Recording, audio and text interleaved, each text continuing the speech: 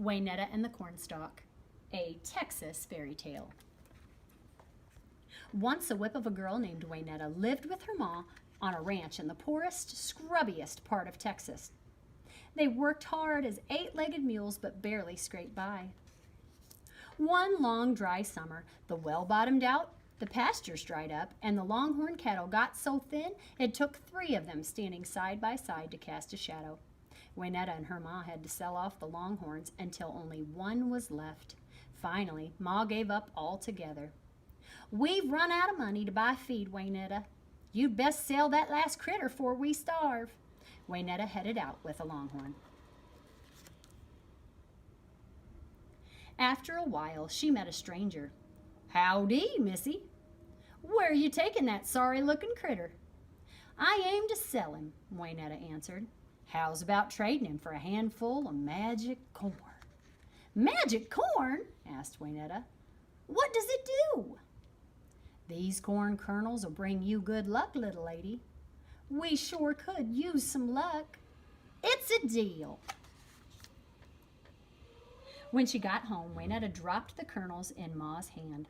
"Look," she said with a grin, "magic corn." Ma frowned.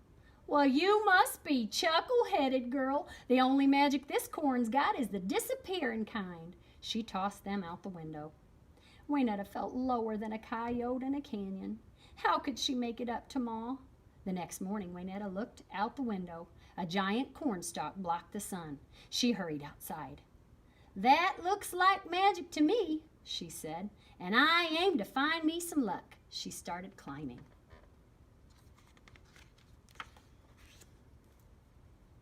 When she broke through the clouds, Waynetta could hardly believe her eyes. There was the biggest ranch she'd ever seen. She walked to the front door. It was so huge she could barely reach over the doorstep. She gathered her courage and knocked. A giant woman opened the door. "Why, you're as pretty as a blue bonnet. Well, where'd you come from?" "I climbed a giant cornstalk, ma'am," answered Waynetta.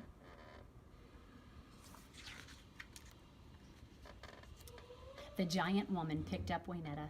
"I reckon you've come to take back the things my husband stole from your ma years ago." She set Waynetta on the giant table.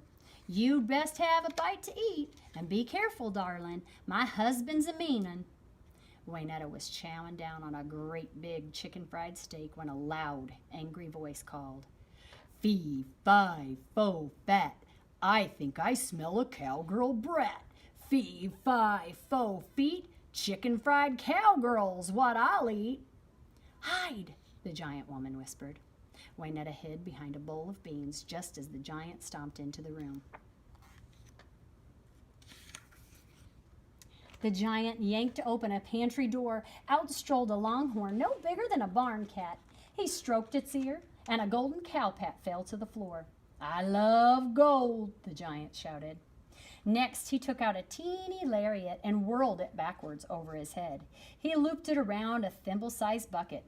"I love this rope. It never misses." Finally, he tilted the tiny bucket over a huge tub. Water poured into the tub, filling it. "I love that bucket. It never runs out of water." He dropped the rope on the floor, looped the bucket around his pinky, and climbed into the tub to soak. Soon, he fell asleep. Waynetta took a deep breath.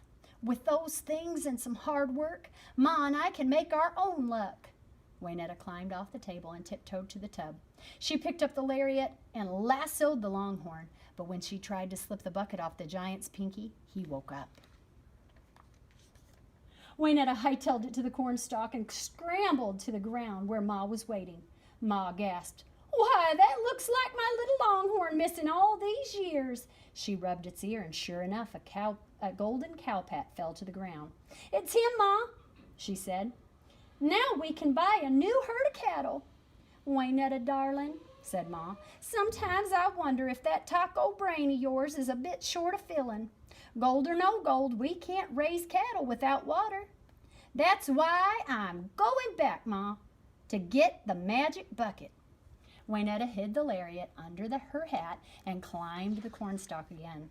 The giant's wife let her in. "I need that bucket, ma'am." said Waynetta. The giant woman nodded. But be extra careful. My husband's mad as fire ants. From the hallway, the giant's voice thundered. Fee, fi, fo, fin. I smell that cowgirl brat again. Fee, fi, fo, fits. I'll cook myself some cowgirl grits.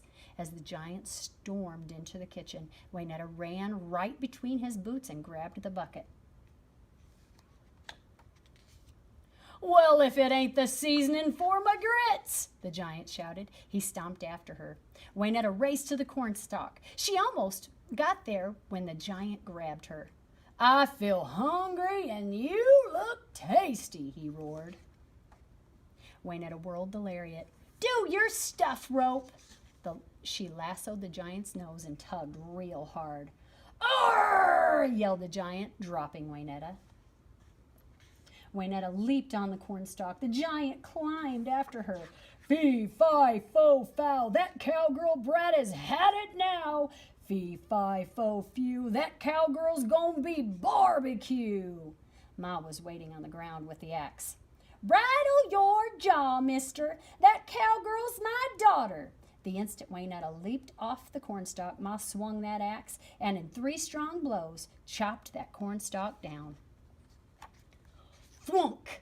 The giant crashed to the ground, making a deep, giant-shaped hole.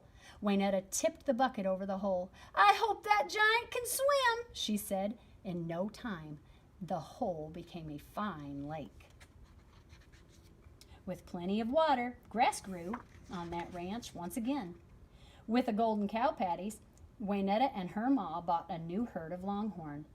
As for the giant, he bonked his head so hard in that fall, it knocked the mean right out of him. He and his wife stayed on the ranch and worked alongside Waynetta and her ma. And they all lived happy as June bugs ever after.